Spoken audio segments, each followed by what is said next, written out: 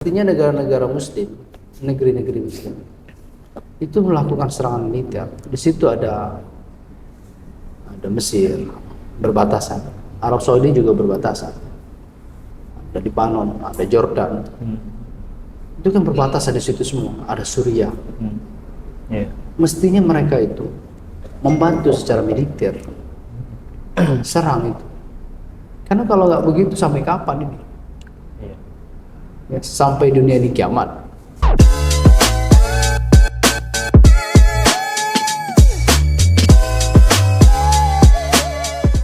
Assalamualaikum warahmatullahi wabarakatuh, teman-teman. Alhamdulillah ketemu lagi. Jadi pada hari ini spesial kita ketemu sama Bang Chandra. Bang Chandra ini merupakan ketua dari LBH Pelita Umat.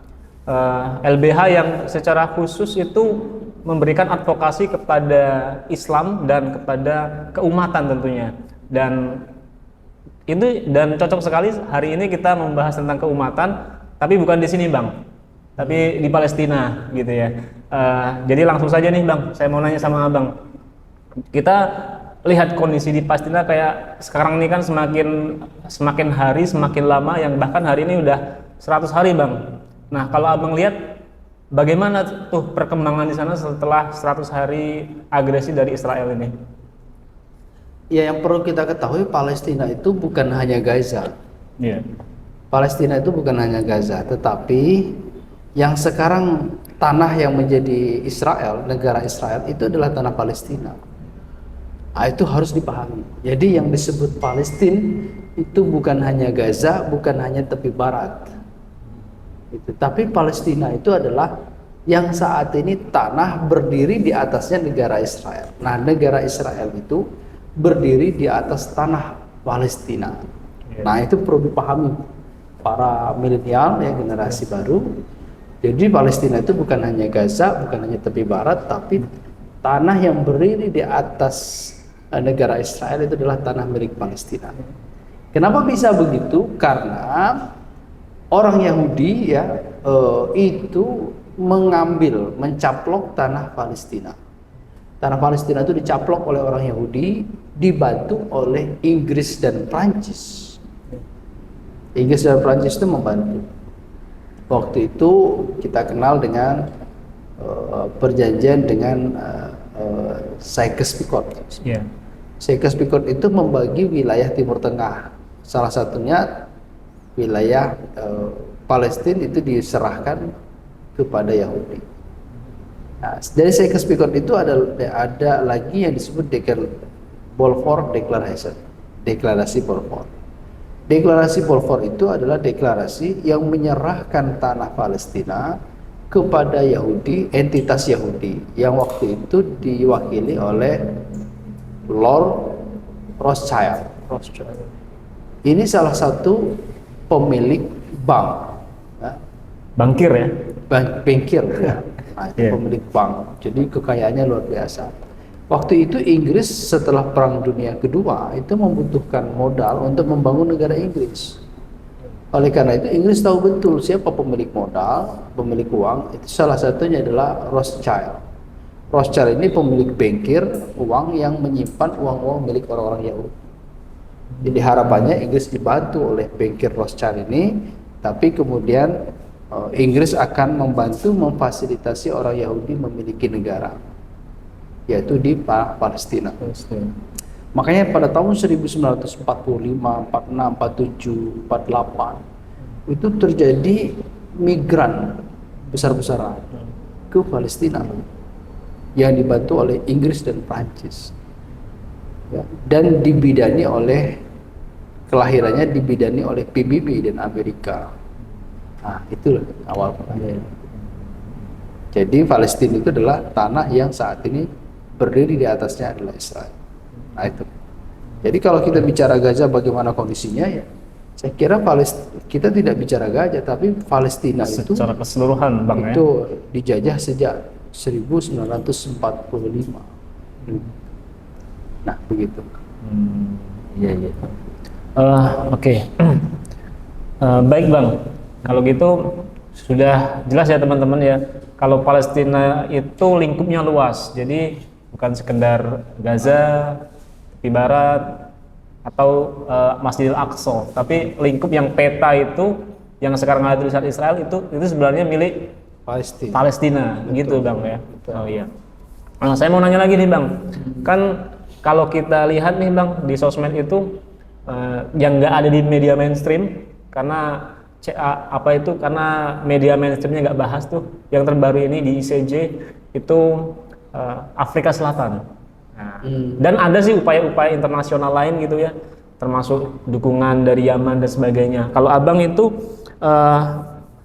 melihatnya itu, tanggapan Abang nih gimana nih terhadap dukungan dari komunitas internasional tersebut terhadap situasi di Palestina saat ini? Ya, Afrika Selatan itu mengajukan tuntutan hukum. Tuntutan hukum terhadap Israel di mahkamah internasional. Yeah. Atau disebut dengan International Court of Justice. Harus diketahui ada ICJ, ICJ, ada ICC. Kalau ICJ itu Mahkamah Internasional di bawah PBB, gitu. Di bawah Dewan Keamanan PBB.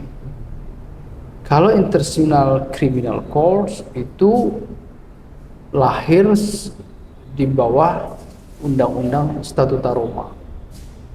Nah, jadi pertanyaannya adalah, apakah ICJ itu akan menyatakan Israel itu melakukan genosida? Poin penting di sana Bang ya. Betul. Iya. Harapan Afrika Selatan itu menyatakan Israel genosida itu terlalu berharap atau terlalu bermimpi. Tinggi lah gitu ya. Betul. Karena hakim ICJ itu diangkat oleh PBB, Dewan Keamanan PBB oleh PBB.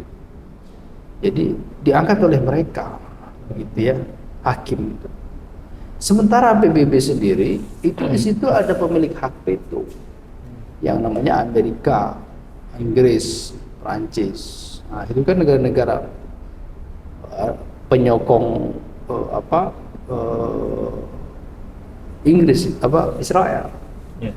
Nah itu, jadi rasanya agak susah, agak tidak mungkin kalau hakim ICJ itu akan menyatakan Israel itu bersalah, menyatakan genosida. Itu tidak mungkin rasanya. Rasa-rasanya nggak mungkin ya. Betul. Kalau sampai berani menyatakan genosida, tentu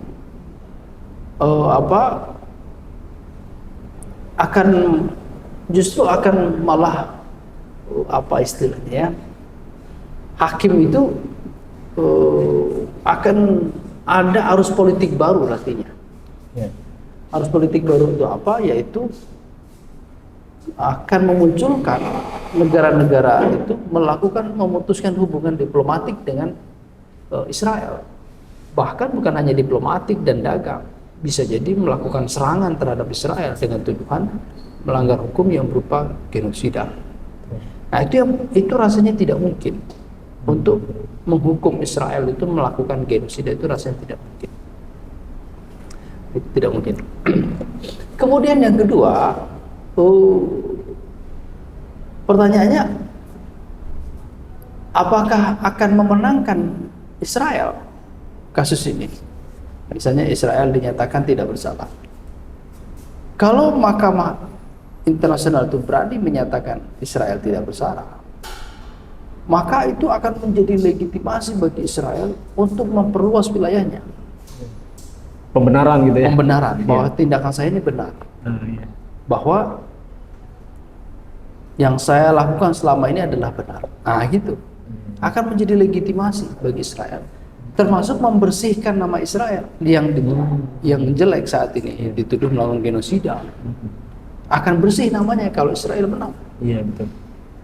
Justru saya malah bertanya, apakah Afrika Selatan ini memang bermaksud untuk membela Palestina, atau kemudian cara halus Israel melalui tangan yang lain untuk membersihkan namanya melalui pengadilan International Criminal Court. Nanti kalau hakim menyatakan Israel itu tidak bersalah, tidak melakukan genosida, dia dibenarkan mempertahankan diri, bersih namanya, berarti benar dia. Masuk akal. Gitu loh. Iya. Saya patut curiga bahwa ini adalah by design untuk membersihkan nama Israel dan menganggap Israel legitimasi. Ada dugaan gitu ya? Ada dugaan demikian. Nah itu loh. Saya malah rasanya poin yang kedua ini. Yang kedua ya, lebih berat ke sana, Bang ya? Iya. Atau mungkin yang ketiga. Apa tuh Bang, yang ketiga? Bang? Kalau bukan grand design, mungkin mahkamah akan memenangkan kedua-duanya. Gimana tuh Bang, bisa menang kedua-duanya? Afrika dan Israel. Misalnya, Israel akan dinyatakan telah benar melakukan serangan karena membela diri atas Hamas. Gitu. Nah, paling gitu aja. Di bagian yang itu Bang ya? Di bagian yang itu. Gitu. Tapi melakukan kesalahan ketika mencegah bantuan kemanusiaan. Nah, paling di situ aja. Iya. Tidak sampai pada putusan genosida. Tapi kemungkinan besar saya adalah ketiga-tiganya sangat besar kemungkinannya, analisis itu. Nah, itulah. Jadi nanti kita cek siapa yang menang. Kalau yang menang berarti sambil kita tonton ya Bang ya? Israel, berarti Afrika ini bisa jadi grand design. Nah, patut diduga gitu ya Bang? Betul. Kita sebagai seorang politisi itu mesti membaca ada apa di balik itu. Iya. Gitu. Kemungkinan itu kan bisa saja terjadi. Iya, betul. Nah, begitu. Dan satu lagi Bang yang tadi yang terkait Yaman, kan satu lagi tuh. Ya. Yang sekarang ini lagi diinvasi sama Inggris sama Amerika. Gimana Bang pendapatnya Bang? Iya, saya kira itu membuktikan kepada dunia berarti ternyata pembuat onar itu ya Amerika, Inggris, dan orang-orang Barat. Makin menunjukkan gitu Bang ya? Betul. Dia atas dasar apa dia kemudian menyerang negara lain? Betul. Ya.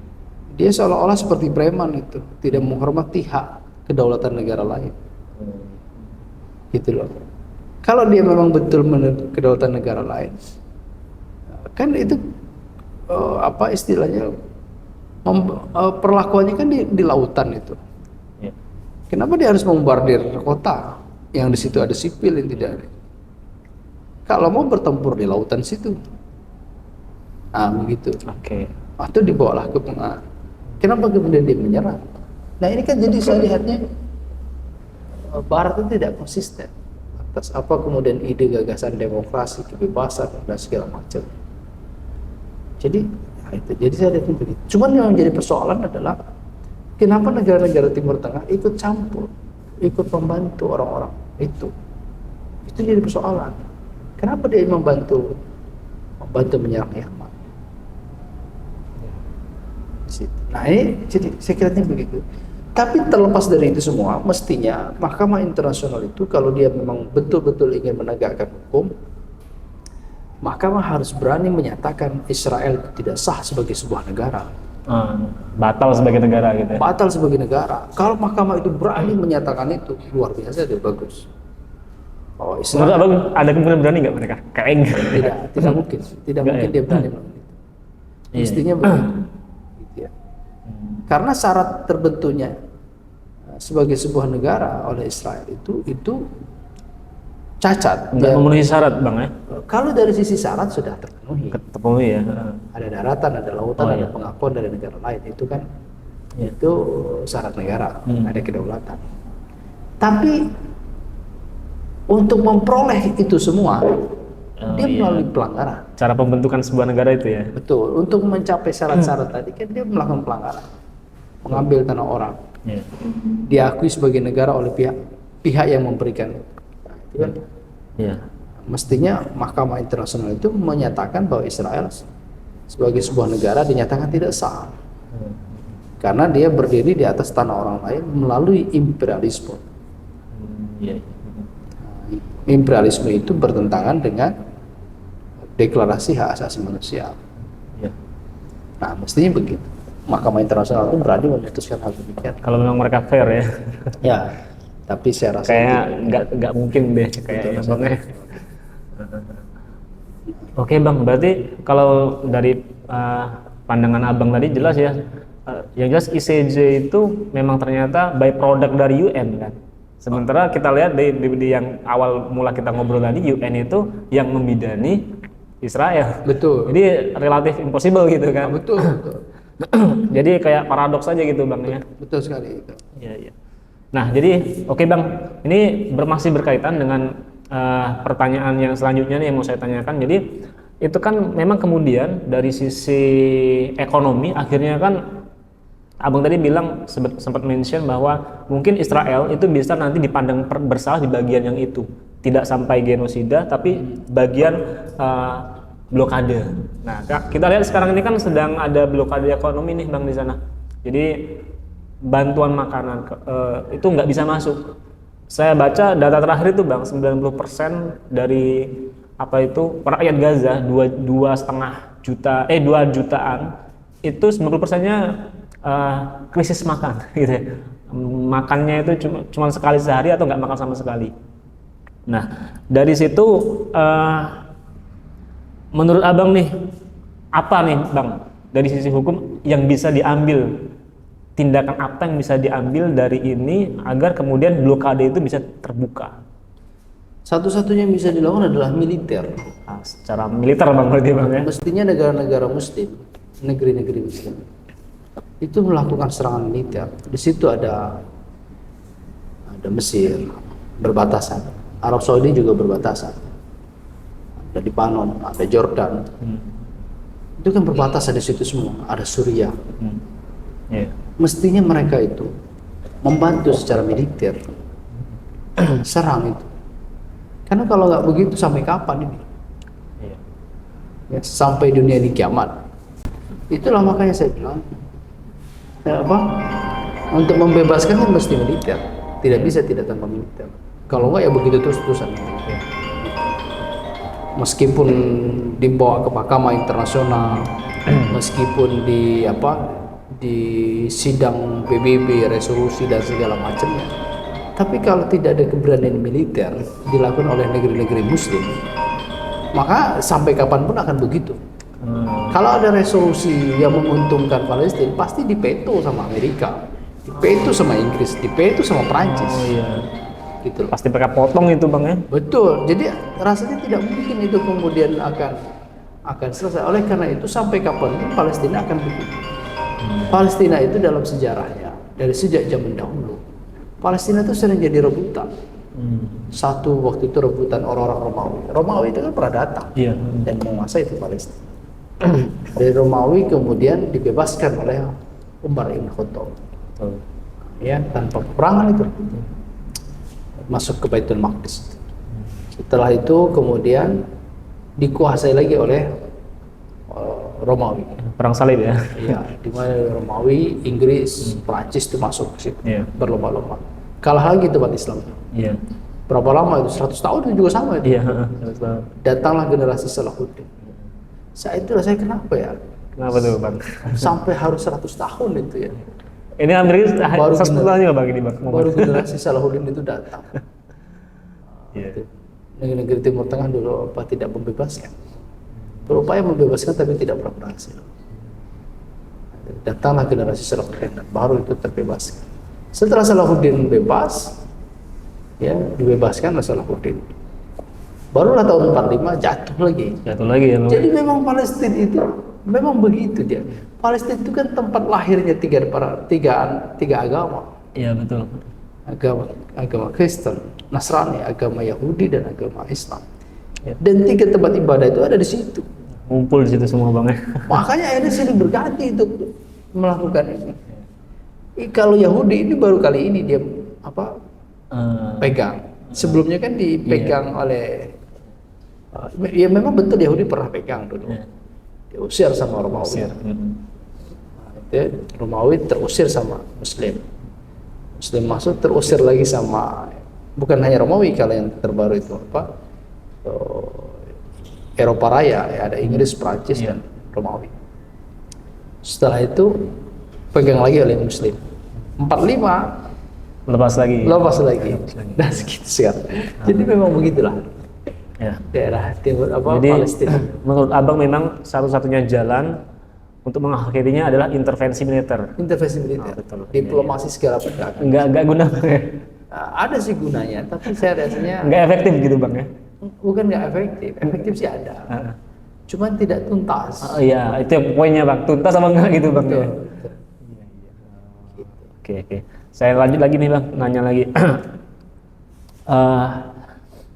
Jadi nyambung ke yang tadi Bang. Jadi ini kalau kita memandang dari umat Islamnya. Nah, kemudian saya nanya nih Bang, kalau seandainya nih, kalau yang efektif tapi peran komunitas internasional nih Bang, secara umum Bang, itu gimana? Paling komunitas internasional itu ya paling bisa paling melakukan kritik Bang ya, demonstrasi. Apalah bentuk demonstrasi kan banyak tuh, ada yang pawai segala macam apapun itu. Kemudian menggugat ke Mahkamah Internasional atau boikot barang. Betul. Hanya sebatas itu bisanya. Boikot barang, ramai di media sosial, hanya itu. Gitu.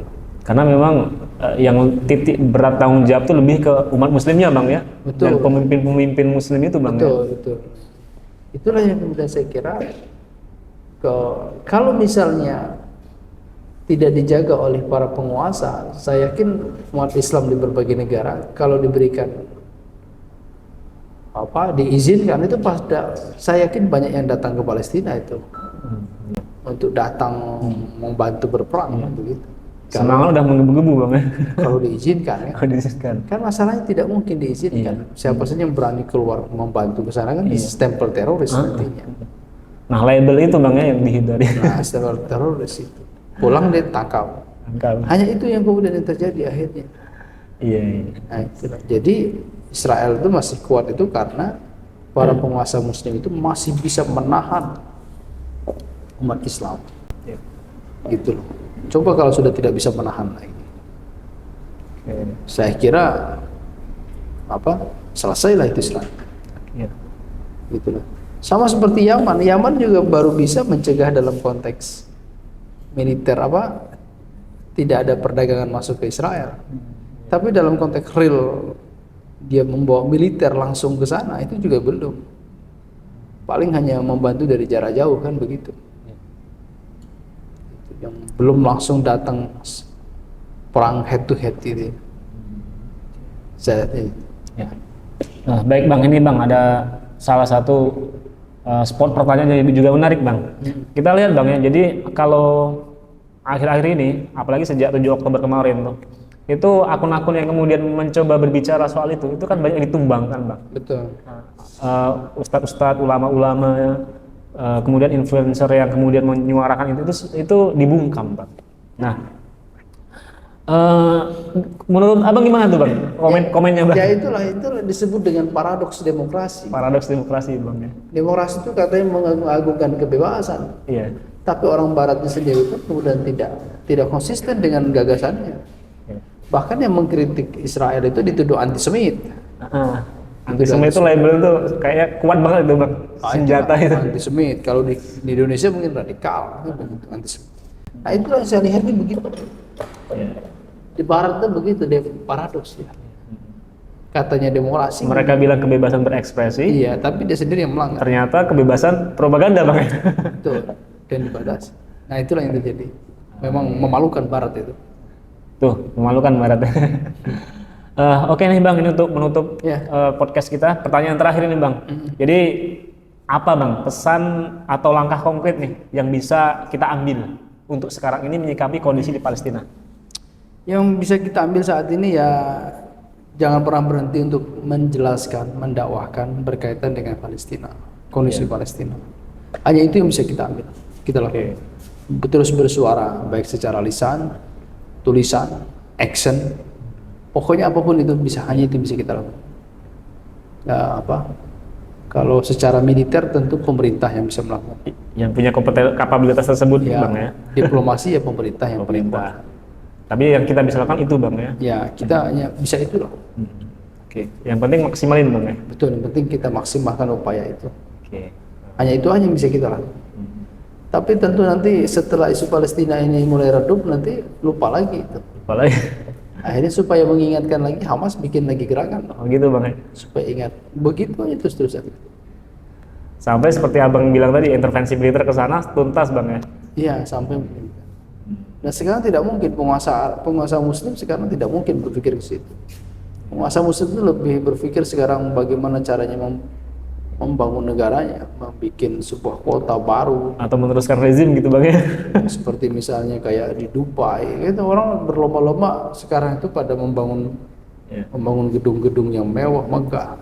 Sekarang begitu orang di Timur Tengah itu. Itu dia lupa ada kewajiban yang harus ditunaikan. Nah, itu. Nah, ini memang saat ini saya tidak tahu apa mungkin penguasa kita ini sedang penguasa muslim di berbagai negara itu ditimpa penyakit wahon, cinta dunia. Dan dia tidak lupa apa? Kalau cinta dunia kan begitu, dia takut mati. Kenapa dia takut mati? Takut kalau dunianya itu hilang, kekayaannya hilang, kenikmatan yang dapatkan hilang. Nah, itu yang saat ini terjadi. Nah, begitu selanjutnya.